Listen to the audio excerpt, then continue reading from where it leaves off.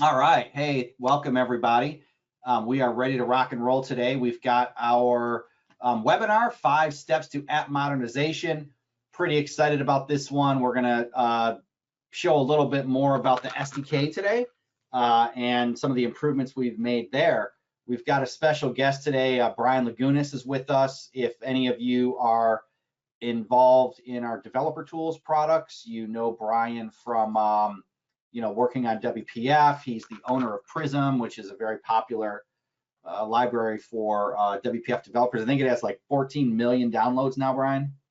Yeah, we're approaching 14 million downloads. That's pretty impressive. Pretty impressive. Nice job on that, because you'd like to give back with a little open source every now and again, you know? That's what I do. All right, cool. So today we're going to talk about 5 steps to app modernization.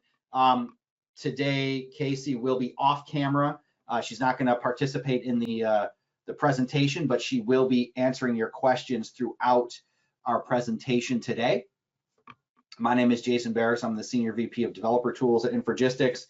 Brian Lagunas is with us. He's a senior product owner, but he does a lot of stuff. So as a product owner, you are kind of talking to the market about the product, but you're also designing the product from an API perspective, from working with the actual UX designers on interaction. So he does a lot on the product side, and it was always on our dev tools, but now he's working on this Reveal product, and he's been helping do a lot of the SDK work, and you're going to see some of that today in his demo. So today's agenda, real quick, we're going to talk about the importance of app modernization, where embedded analytics fits into this, 5 steps to app modernization, and then a demo. If you've been with us in a few of our other webinars, you'll notice that I've reused a few slides, but it's more to get a point across, so I'm going to kind of go through those fairly quickly. As usual, the recording will be available after this, and if we can get this deck posted before the end of the webinar, we'll put that link in the chat. So I know John in marketing is also with us today, and he is going to try to get that done. So here we are today, November 4th. It's actually November 11th today. Sorry about that. We skipped a week, but I didn't update the slide. My bad. So November 11th is today, 5 steps to app modernization. If you did not attend our webinar a couple weeks ago, I highly recommend you watch the Unlock the Potential of Your Marketing Data. It was so full of really good information on best practices, numbers around what to expect from an SEO, PPC perspective from marketing data. And then, of course, we did a demo, but definitely worth looking at.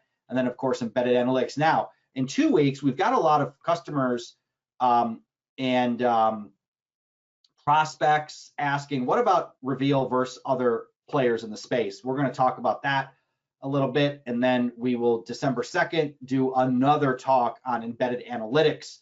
And that's about a little less than a month away. I know Brian's looking for some improvements in the SDK, so maybe we can show some beta stuff that we're working on in a few weeks. But let's talk about the importance of app modernization. And again, when we talk about customer experience, it is user experience. These two are tied together. So I'm a big Gartner person. Like, I go to the Gartner shows, Infragistics, a Gartner client, and I read all their papers that I can get my hands on. And you see a lot of this online, like someone will say, hey, here's a magic quadrant. We were in it for Gartner. Click to download the paper, and you're reading it. And what you learn is over the last 5 years, they've really molded this idea of customer experience and user experience into being the same outcome. And that's what you need to think about when you're building your application. So what does this great customer experience give me? And this was from our webinar a few weeks ago, same couple slides here, but look at on the left, and we know this is a fact. You can increase sales with a great customer experience. You can increase market penetration. You can increase customer satisfaction and loyalty, increase positive reviews and word of mouth. So like right now, Reveal is on a public commenting site, positive review site called G2, and people go up there and they post positive things, and sometimes they post negative things. But the good thing is, when you want someone, if you're building software, someone always says, who can I talk to? Who is using this that had a good experience? We hear this all the time, Brian. Hey, Where can I find out how active your product is? Hey, look at our forums. We got 100,000 posts. Look at our NPM or NuGet installs. We got tens of thousands of installs. So customers or prospective customers are always looking to make sure that they're not like gambling by going with you. Now, if you deliver a great customer experience, that means from the minute they start interacting with you, all the way through to them using your product, they're going to say, yeah, that was actually pretty good. I'm gonna recommend these guys. They were well worth it. And some research by Microsoft, 54% of customers have higher expectations. Why is that? The reason is everyone's using like maybe point solution software as a service app. So what I mean by that is if in the past you use this big monolithic HR system in your enterprise, but now you're using some lightweight vacation tracking software from some vendor that you're paying like $4 a month per user, and it's a great user experience. And so why is that? It's because, well, ADP, who used to do that for you, didn't care about the user experience. They had a clunky experience.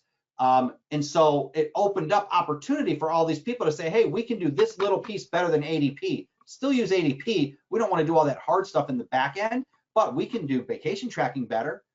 We can do loyalty programs within a company better. We can do payroll better from the user experience. So this is what your customers expect. And you really have to watch out, because the minute you open it up, other people come in. And this is a couple good examples. JD Power, Ford dropped from 5th to 27th place when they changed their infotainment. And this drives me crazy. My mom got a Ford, and I have a Dodge Ram pickup. Brian does too. And, stupid simple how to use the whole interface. You want a radio, you click the button. It says radio. And then the dial, it looks just like a radio. I don't got to guess. You want to do Bluetooth? There's a big button. It says Bluetooth. And then, all simple stuff. You want to use the map? It says directions, just what you would expect. Well, Ford went off the deep end. They created this crazy user interface and people hated it. So I go and use my mom's car. I can't use the thing. And this is what happens. So when you're talking to your friends, you can say, you know what? My Ford's pretty good. It's good on gas, does a couple other things, but man, it's hard to use the radio. You're like, wait a minute, hard to use the radio? How's that possible? Well, this is what happens. Word of mouth goes down. Ford will maybe not get that referral next time. This happens all the time. One of our sales guys, of course, sales guy has a Mercedes, wow, is that thing easy to use? They got this dial, right? And I have a dial in my Ram. I don't even know what it does. I never actually need to use it. But that Mercedes has a dial in this little arm, and it's so simple. So Mercedes-Benz, which is it's a high quality brand, they spent the time and they did the work to make sure that infotainment was great. And it was a really good experience. It's another example of an adverse outcome. Changing the color of hyperlink. So Microsoft releases an update to the Bing search engine. They changed the shade of blue. And I have a story for you guys. It hits close to home. If you go to Infragistics.com, in fact, I will do it right now. I'm going to open up my browser, and this is all real time. I'm going to go, you'll see it on my screen. I'm going to go to Infragistics.com, and you see this green bar across the top. It says new Infragistics Ultimate 20.1 download now. Well, guess what? We redesigned our homepage last month. It was maybe 6 weeks ago, and we pushed out a new homepage. We changed the color of this green bar to be like a shade of blue, which made it meld more with this box right here. And this button that said download now, we changed it to a link. So guess what happened? 70% decrease in the first week of downloads. And you guys are software, you all build software, you know the importance of people need to download your product to actually buy it. So then we're looking at this data, because we look at it every day on how we're performing on the website, and we're like, whoa, what did we do? And no one thinks about it, like, oh, you know what, we changed the hello bar. Crap. We put it back. The next week, everything went back up to normal. So all these indicators were coming in, like sales is saying, hey, the phones aren't ringing as much. Hey, we're not getting as qualified leads. This simple change messed us up for 1 week.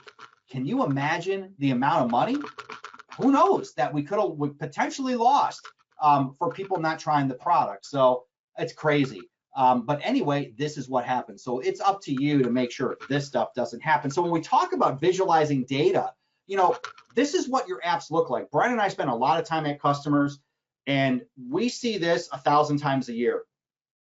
And by the way, this isn't just like, you know, oh, we didn't have time. This is like the top 5 of the Fortune 50 that are running the globe. When you look at their applications, they are a bunch of data grids, and the users are kind of left to their own. One of our big financial services customers actually has a bunch of tabs with charts, but the grids are always first, you know. So you want to move off of this data display into something a little more useful, because remember, we're think to program. We are programmed to think visually.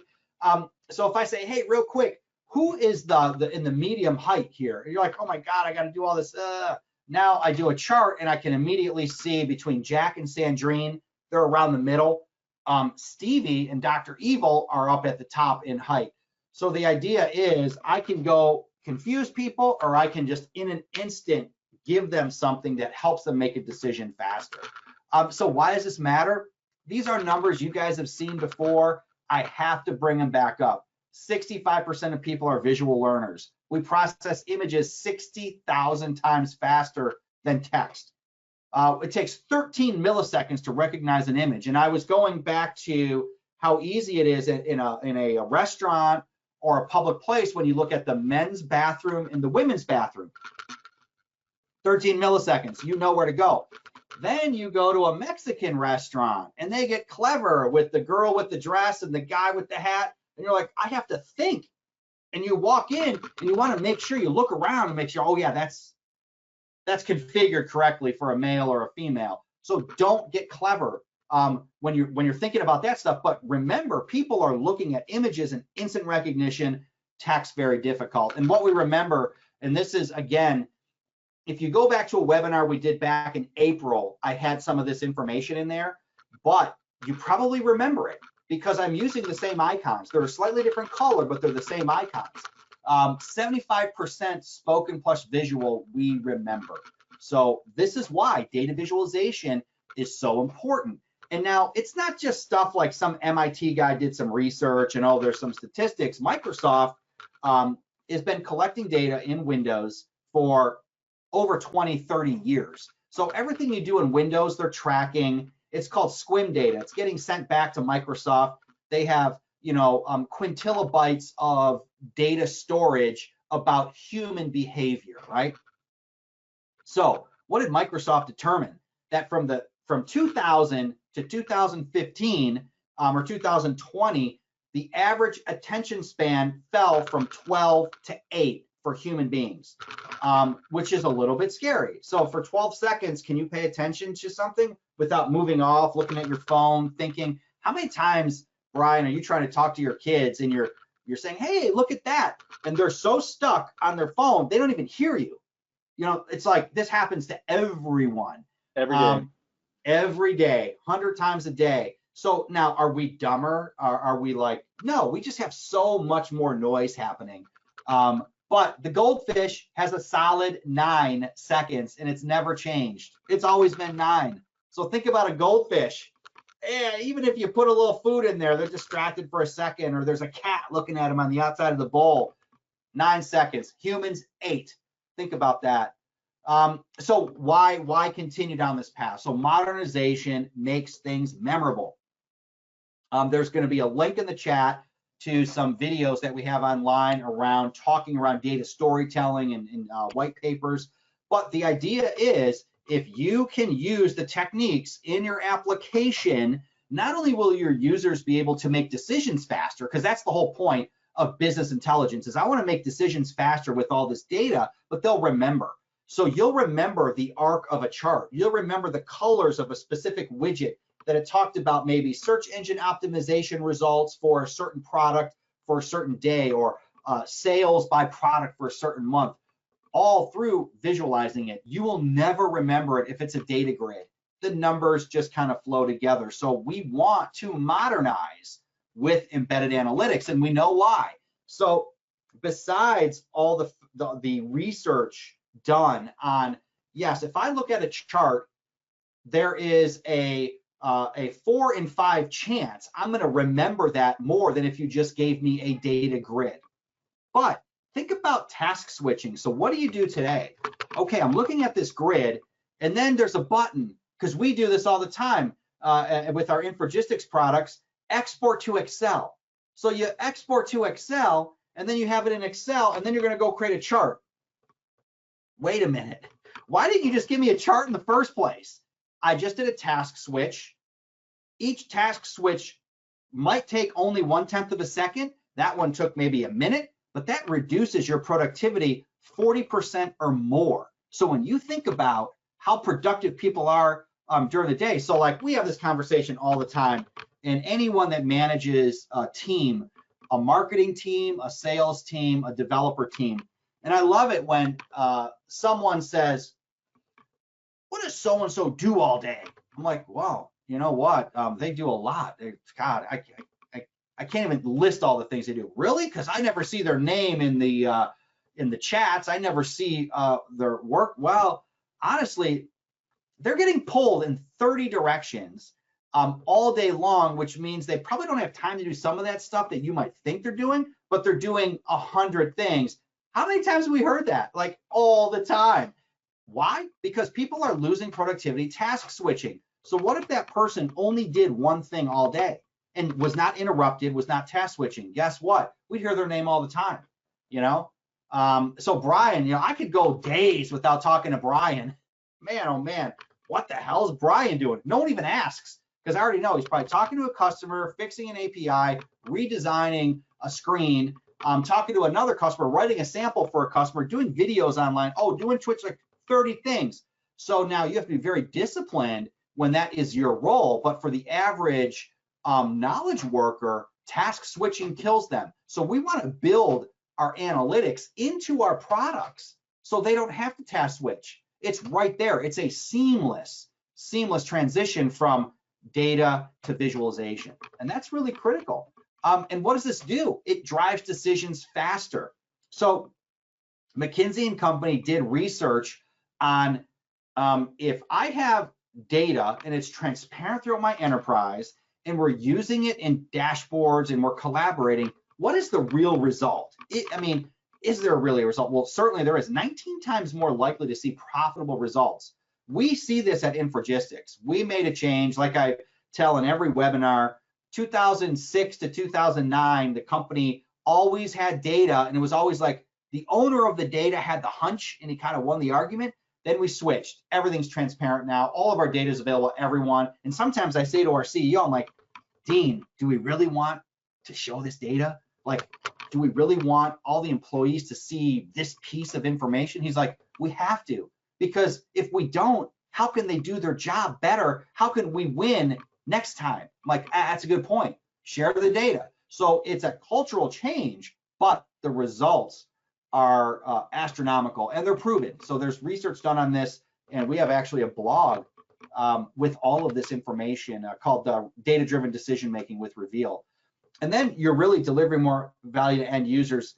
Now, the big thing here is when you're thinking about app modernization, what am I going to do? Am I just going to improve my app, my existing app? I'm going to build a new app. And what's my business outcome? Is it to save a customer? Is it to add an add-on, like a new charge? Like I want to do a new revenue stream? Do I want to start visualizing all this data we've been collecting for years on our customers to help other customers? So, for example, when you see Microsoft just did a Microsoft Teams survey, and the Microsoft Teams survey results were around usage of Microsoft Teams during COVID and how things spiked in certain times, how people are working a minimum of 1 hour more per day, but some people 3 hours. Then people are logging in at 9 p.m. now, where the numbers are really low in the mess. So Microsoft has all this data they collect, and so they said, hey, we're just going to release it. It's all anonymous, and here's a chart of global. So you got to think about your company. How much information have you been collecting about things for the last 10 years, 20 years, 30 years, 50 years? Is that of value to someone? Should you be selling those dashboards? Can you create new revenue streams? So you're delivering more value to people, whether they pay for it or not. So it can be free or paid, but there is huge value in taking this data and then doing something with it with an analytics story. So what I did is I thought about this and I'm like, okay, if we're going to go down this path of app modernization, what steps would we take? And now everyone is different. And we have actually done a bunch of papers on desktop to web, modernizing WPF to like Angular. One of our most downloaded pieces of content on infragistics.com was around a checklist for modernizing your desktop applications. So, but the journey for everyone is different. So if my 5 don't match your 5, it's okay. What I want to do is make you think about some of this stuff. So when you do take the step, at least you have a place to start. Maybe it's my list. Maybe there's another list. Maybe your teams have already worked on this stuff. And in fact, if there is other things that you guys think about, let us know in the chats. We'd love to hear it. But the first thing I always say is you have to manage your app portfolio. So you most likely have more than one application. In fact, one of our customers, who is a Reveal embed customer, said, hey, I need to do dashboards. Okay, cool. What do you need to do? Well, I've got this WPF application. I want to make sure it has dashboards in it. That's great. Here's how much it costs. Oh, by the way, this is one application in a portfolio of 30. Is the price still the same? Oh, okay. Well, we actually charge a little bit differently. So like have another sales call about what that's actually going to cost. But the idea is your app portfolio, everything's in a different place in its application lifecycle. It's in a separate place of modernization. It's a separate place of architecture because it wasn't all built at once. All this stuff is built over a many year period. So one of the things you have to do when you're managing your app portfolio is think about, can you retain the app long-term with no changes? So what I mean by that is, can this application just sit out there, still make money for us, or still function and we never touch it again? When you think about some applications like, a good example is a customer for us is Quicken. And Quicken has a bunch of applications, but there's one in particular that's a C++ app that was written like, I don't know, 20 years ago, and everyone's retired. Like no one even knows like how to modify the code base anymore, but the application's still out there, it still functions, and no one needs to ever touch it. So that is something that you probably would say, hey, I don't really want to modernize or even attempt to do it. But there could be another app that you say, you know what, this app's going to be out there forever, where we could modernize it, give our customers some new value through an embedded BI play. Are you moving to the cloud? So this is always a consideration. Does the whole portfolio have to move, or just this one application? Is the app architecture client service-based or client server? One of the big blockers, and we run into this a lot, is that it's not service-based, meaning there's no APIs to access the data. It's all like in code, in Java, in a thick client application. So what do you need to do to migrate to service-based, to APIs, which will then enable you to maybe do some app modernization play? Now it's interesting, Reveal embed, you don't need to worry about that. If you have a client server app, plug it right in. We just had a successful deployment with a customer, WPF app, or maybe it was even Windows Forms. They didn't change anything. They had their 15-year-old VB code base or C# code base. Man, it worked perfect. Is there high risk? You know, we actually have products in Infragistics that it's very high risk to refactor or revise the code base. And then we have products that, yeah, we do it all the time. So those products would be perfect candidate for embedding, and then some of them wouldn't. And then you got to think about, you know, do we stick with the status quo? Do we rip and replace, or do we modernize? So with Reveal, you can basically do a rip and replace, or you can do a modernize play. It doesn't matter. We fit right in, and you'll see that in Brian's demo. In most cases, app modernization is less risk, lower cost, and can really drive revenue, will give you that higher customer sat. So if one day your customers open up your app and all of a sudden there's beautiful dashboards, you're like, wow, yeah, that's actually pretty cool. So the first thing you got to think about of these top 5 areas is to know your goals. Start with your journey with a defined business outcome. How many times, and especially if you're in the management area, have you talked to your dev team and the first thing they say is, yeah, we're going to use Vue.js. You're like, whoa, whoa, whoa. I don't know what Vue.js is, but I'm assuming it's going to work, but I don't really care what you use, because what we need is to define what the business outcome is. Our business outcome is what's critical, not how we're going to actually build this thing. So always start with this business outcome. So is there a value add to customers? Are we starting down this path of a new revenue stream? Are we trying to save customers from fleeing to a new modern competitor? And that could actually accelerate these decisions. Are you trying to push a data first, data democratization culture change? Do you want to promote self-service or simply share data? So the first step is think about your business outcome, write it down. So when we have a sales call in our Reveal playbook for sales, the first question we ask is, what's your goal? You know, what are you really trying to do? Because from there, then the conversation goes pretty easy. Number 2 is know your audience. And this is usually where, you know, people may fall down. Maybe they don't understand their customer enough. Maybe they don't understand if their customer really does want to move ahead and might just want to use a nice mobile experience and get off of this desktop thing. So who's the target audience of App Modernization? Existing users, new users, newer existing users, and an offshoot of your existing app. So one of our customers, SuperStream, they have a big ERP, WPF, does all this stuff, but they also have a mobile app that does one thing. And I think that mobile app does vacation tracking. So that's an offshoot of their existing app. So know, when you start with your business outcome, who's actually going to use it and what do they want? So these answers will make a difference in how you approach the user experience of your app modernization play, which leads into know your UX strategy.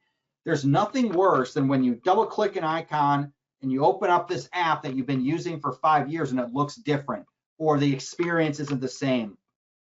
You know, back in the day, we always used to say there's this built-in experience and then there's the bolt-on. And the bolt-on is always pretty clear that it doesn't look really good. So think about how you can flow Reveal into the user experience of your application. And what we've done in Reveal is we actually expose through the API all the styling and theming. So one of the things we learned is that Reveal has a rounded, by default, rounded buttons, rounded dialogues. Well, we've got a property, make it square. Boom. Now everything looks like your app, because you may be using a Windows Forms app where everything is square. Maybe your branding is, yellow and blue. Reveal is red, and you want to change those themes. No problem. We let you do it. So you have to know this going in. The good thing is Reveal can kind of bend to wherever you'd like. The fourth thing, know your data. What we always say is do a data inventory of what you expect to put into the dashboards, and do the people actually have access to it? Is it on-prem or cloud-based? Do you need VPN? Is it in a SaaS product? Like, are you going to enable this and say, yeah, go ahead and use our Salesforce cloud data? Okay, well, does everyone actually have access to Salesforce cloud to see those dashboards? So there's always this lineage, or just not lineage, but a trail of where the data is coming from, that there may be something in between that users don't have permission or access. So you need to think about that. And then the data need orchestration or transformation. This is where you spend most of your time. I just got off a call this morning with Phil Dinsmore, our VP of sales, and he's like, listen, I have this data and Reveal is not playing nice. Well, Phil, we need to transform that data so Reveal will make it nice. And when you talk about data science and all of this BI stuff, you could spend 80% of your time just getting data into a workable, moldable format that then you can visualize and share and democratize. So that should not be overlooked. And then know your services. So do you have an architecture that will support this today? Do you have APIs? And by the way, if I'm just putting this into my Windows Forms app and I'm using a data adapter and data sets, great. Are those actually in another class where I'm just returning an object and I can bind that to my dashboard? So think about how you have your data set up. Reveal can pretty much handle a bunch of different options here. But what we're going to do is we're just going to connect to data. Now, the nice thing is what we've done is to eliminate that fear of I have legacy embedded code behind and I want to modernize my app. We actually have something called an in-memory data source. So you're taking your data and you're basically cloning it into our in-memory data source, and then that's binding to the data. So you can essentially bind to whatever you want. But this ends up being very important. And Infragistics, we are about 90+% cloud-based now. We still have 1 or 2 servers that are in our internal data center. And so some dashboards, I have to make sure I'm on VPN to connect because we require VPN to get behind the firewall. So when I'm in the office, it doesn't matter, but now everyone's working remote. So these are things you have to think about knowing your services. So with that, let's jump into a demo. We got plenty of time. This is great. So I'm going to kick off the demos. And what I'm going to show real quick is the reveal demo sample that you can view online. Okay, so you've already seen this plenty of times. So if I open up my reveal application, you've already seen this, right?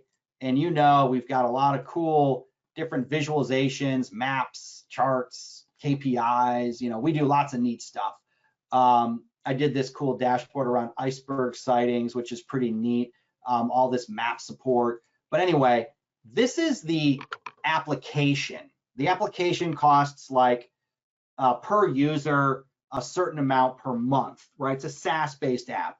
The SDK, however, is a library that you're going to plug in to your existing application, and then you're going to enable all of this reveal in your app. So we've got this button here. You'll notice it says superior user experience and then try it yourself.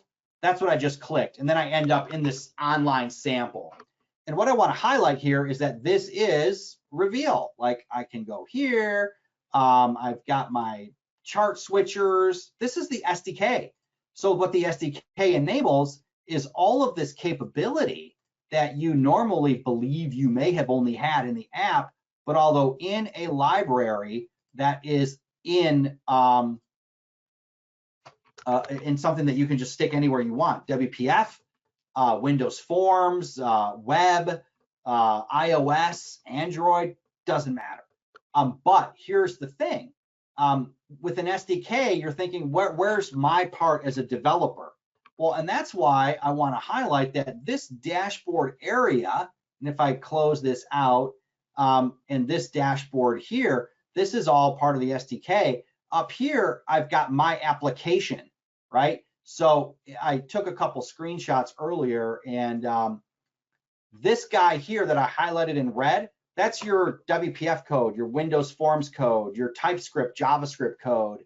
That is just, you're just using our SDK to interact with the actual dashboard itself, and that's the beauty of it. So here, if I want to do filters, these are all responding to events, just like that. If I want to do a date time filter, I'm just changing my date time. Now you're like, well, wait a minute, what, doesn't Reveal support that? Yeah, Reveal supports all this. So if I go to my marketing dashboard, sure, we got a date time drop down. You can use that. But the point is, you're doing this in your application, so you may not want to use what Reveal's giving you. You may want to customize it. So you get this experience where you can do a lot more, or you can just use our own built-in dialogues. It's really up to you. But the nice thing is, you'll notice my kebab menu here on the right. I have an edit button. I am in now the dashboard editor. So we are the only vendor in this space that gives you a web-based WYSIWYG to create dashboards with and save them back to your server. So I'm just gonna recreate this. I'll do date. I'll do a budget. You can see there's my chart. I'm going to click budget. I can do different aggregations. All these dialogues are in the SDK. You get it all for free. You don't have to write any of this code. So if you're an app dev and you're like, wait a minute, I've been writing a lot of code like that for a long time. Yeah, you have. It's all for free now. So you can do anything you want from the UI right within the widget inside of your own application. So even here, I'm going to change my data aggregation to month, update the field, updated my chart. Now let's drag spend in. Look at that. I got spend versus budget. I want to change this to spend versus budget. Wow. So built into the SDK, you can change whatever you want. It is 100% up to you how this works. So now I'm going to close this out, and there I'm back to the dashboard. And then what happens in the SDK, I click this, there's a save event that you as the developer would capture, and then that dashboard gets saved. Here's another example of some different things you can do. So I've got on the bottom, you'll notice a bunch of checkboxes here. So if I just want to go to a single widget, I can just click this. This is all app code. And so we have an API that says, fill the container with this specific widget. And this is, one line of code to do this. And even in this case, I want to change it, and I want to do a linear regression, and we'll do 2 periods, and we're done, right? Okay, great. I'm back here. It's back there. If I edit this again, select this guy, I can even change the layout. Look at that. Boom. Just like that, I'm done. Oh, this is nice. Edit, new visualization. You have complete control over this dialogue, what ends up in this dialogue, what data sources you can put in this dialogue. But here I happen to have a local manufacturing dashboard. Let me grab manufacturing, select the data, and now I am in a dashboard editor, just like that.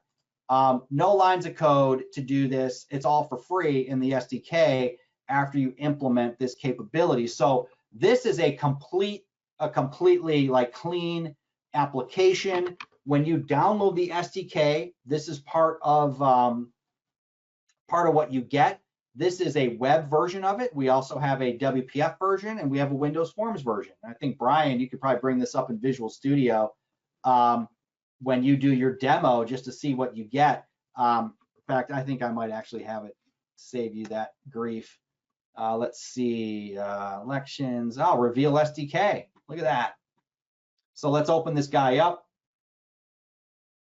And I'm just going to show you very quickly what you get with the samples. So you get WinForms, WPF, web. And then when I look at web, I've got all of my views. So I've got my shared views, my home views. Here's my create dashboard view. And you can see there is an API that I am connecting to, and a data source that I'm connecting to. So with that, I'm going to stop my demo, because what Brian's going to do is he's going to actually show you how to create this from scratch with, I think, Brian, is it less than one line of code, or is it more? Well, you'll see. It's 1 line of code, but it's 2 lines if you want to load an existing dashboard. But creating a dashboard is 1 line. You got to make me presenter. And we lost your audio, Jason. I don't hear you.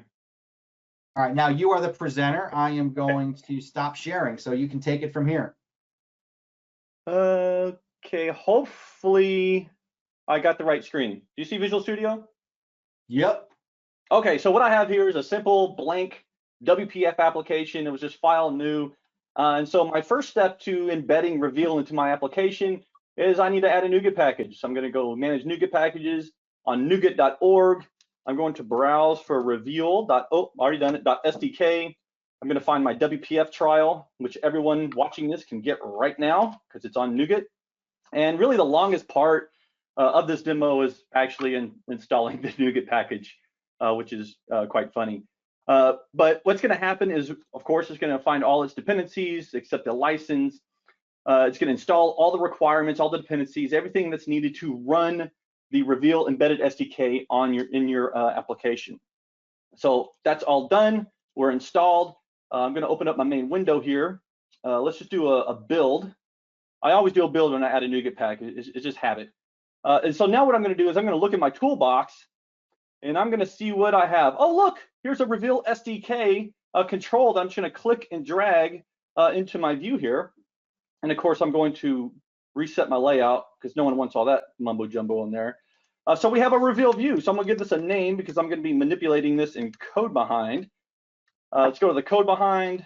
I personally always like to do things in the loaded event in WPF just to make sure all my elements have been initialized. And now I can say, rv.dashboard equals new dashboard.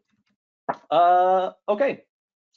Let my Visual Studio come back to me. There we go. And let's run this and see what we have. Wow, really? Yeah. That's it. So here it is.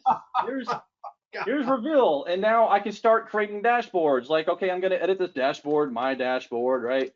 The problem is we don't have any data sources, right? I mean, we have an API to do this. I'm not going to spend the time to create the data source and all this, but we have an API for you to define your data sources, where to find the data, you start adding things. So instead, what I want to do is I want to load an existing dashboard. So what I'm going to do is I'm going to create a new folder here, because this is where I'm going to put all my dashboards, right? And in our workflow for embedded, that's what we recommend, that the business creates a bunch of dashboard templates and dashboards, and they're just there.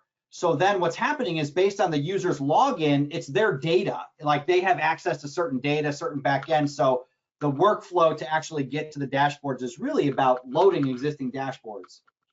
Right. So now what I'm going to do is I need a dashboard. And so what Jason was just showing is that, hey, I'm in the Reveal app. Hold on.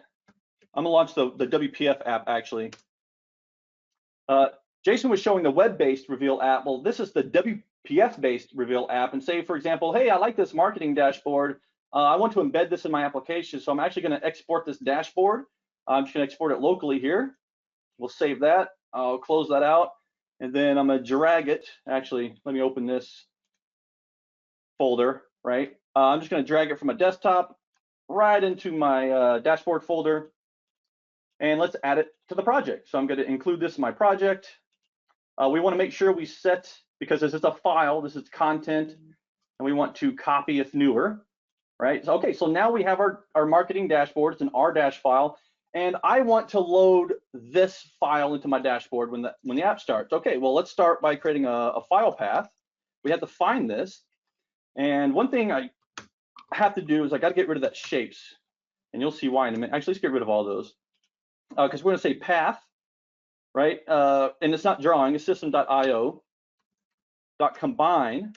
And then we want our environment.current directory, and then the location or the name of the marketing dashboard, which is going to be in a dashboards folder. And whoop, got to spell that right. And it's what, marketing.r-? Yep. Right to you. Okay. And so now I have this file path of where my dashboard is, and I'm just going to pass that file path into the dashboard constructor there. And now I'm going to run the application. And if I did everything right, which I did, here's the app running. This is the exact same dashboard that is on the web that was shown in my WPF Reveal app. And we have all the functionality. I can start editing this just like Jason showed earlier. Oh yeah, okay, I'm coming here, right? Same exact experience, dragging this off, putting in budgets, whatever. I can cancel any changes, let's discard. All that thing, all those features that Jason just covered is built right in. You get it, you're filtering, right? And what's really cool is because this is an SDK, let's do something like this. Actually, I want to put this side by side. Okay, because you can do this in WPF. Not a lot of people know this, but let's say, for example, I don't want to allow export to PDF, right? Okay, so now I'm gonna come over here, export. Oh, PDF isn't there. Well, you know what? PowerPoint doesn't make sense to me either. So let's go ahead and we'll say show export to PowerPoint false. Okay, we'll go back. Oh, look, I can't export to PowerPoint anymore. Actually, you know what? I don't want that menu at all. Like, don't even show the menu at all. And boom, the menu's gone. So you have this very rich API to control just about everything in this view that you need to control. Don't want to see the filters, right? Show filters. False. Filters are gone, right? So we expose an API. We try to make it make sense for you to where you can control the way the app behaves in your own embedded application. And that's it. That's how easy it is. Like, so yeah, it's 2 lines if you're loading an existing one if you're creating a new one. That's it. That's all I got. Where can we find information if I want to get started? Do we have docs? We do have docs. So if you go to help.reveal.bi, help.revealbi.io, this is our documentation landing site. We have our user docs, and if you're a developer, you want to click on these developer docs, and then this is where you're going to want to start looking. Like, here's a desktop SDK. Yeah, how do you load dashboards? How do you export dashboards or visualization, in-memory data support, replacing data sources, dashboard linking? Like, we show you how to do all these things with our SDK. And of course, you want to go to revealbi.io and download the SDK here as well. You want to go ahead and click on that, fill this out. This is going to install the SDK locally, and you're going to get all the samples that Jason just showed earlier in Visual Studio. When you open those up, the WPF, the web, the WinForms, you'll get a whole package of content right on your machine when you go download this SDK. That's pretty slick. And I wanted to highlight one thing you just showed there. There was the change data source. Oh, yep. So yeah, when we the way that I said in this workflow of I'm building out templates, and so what might happen is you're using a Microsoft Excel file with a schema. So let's say that you want to give someone the ability to create a bunch of dashboards, but you don't want to give them access to the actual data. So you could export the schema to Excel, and they're just creating the dashboards with Excel. So they save that R- file, and it's thinking it needs an Excel database, but then in your application code, you're going to say, no, swap it out with the SQL Server or swap it out with the actual Salesforce URL, and then that will then log into that server. So that ends up being something that's kind of interesting in the way we handled that, which I thought was pretty forward thinking. And I think the big thing I want to highlight here is if you're thinking about, why would I use this for Power BI, or why don't I use Looker or other ones? And we're going to talk about this in the next webinar. They don't have an API. Like, I was looking at Looker the other day, and they're like, oh, embedded API, and you can change the color of your dashboard. You can't edit it, and it's just a URL embedded as an iframe in your app, right? And they don't even have a WPF or Windows Forms rich client, which I could stick into anything, right? We even have a customer that's using Java, and they're embedding our web SDK into their Java app, but they have an API, and I think that's the big difference, is the fact that when you have an API, the whole world opens up to you from a developer perspective, what you can do. Oh yeah, super powerful. And you can do all kinds of, like, in my own time, I'm prototyping, extending this SDK with my own SDK on top of it, and it's beautiful. It's all code. Like, I could do anything. It's awesome. Wow, that was great, Brian. Thank you. It's like amazing how simple it is, right? Yeah. So can you see my screen now where it says wrap up? Yep, got it. All right, so this is the first webinar. We're actually on time. It's 11:50 on the East Coast. What is it, 9:50 where you're at in Boise, Idaho? Yep. Yeah, that's cool. And it's saying going on 7 p.m. in Sophia. So 5 steps. I laid these out. You'll get the deck, but know your goals, know your audience, know your UX strategy, know your data, and know your services. So start there and then go to the next step. Any app modernization play, you would have to think about this stuff. It ends up being quite important. So with Reveal, you can create new revenue streams by embedding analytics. And I think hopefully the folks on the webinar today are thinking, wait a minute, if I can stick that into my app and use any data, then I can really tell a different story to my customers. That's the idea. So you can offer new experiences, desktop, web, mobile. You can modernize your on-prem or SaaS data. It's your choice. We're not stopping you from doing anything. We can visualize any data on the planet. Like you have Snowflake, great. Use our in-memory data source with your real-time Snowflake data. You've got a data set in a a VB app that you wrote in 2001. Great, use the data set. We don't care. Can't you use Python too? Oh, absolutely. So we've got Python enabled to create widgets, exactly.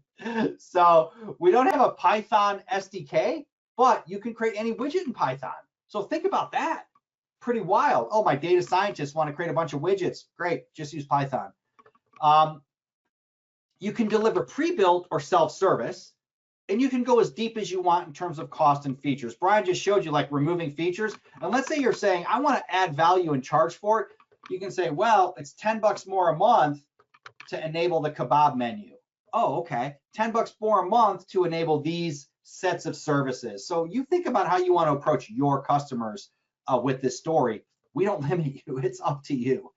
So November 18th, which I believe it's not November 18th.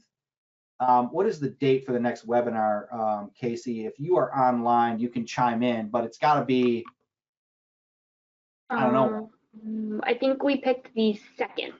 It's December 2nd. So sorry about that. December 2nd, it's reveal versus the competition. We'll update this, but it's online, so it's not wrong there. But anyway, that's it. Thank you everyone for attending.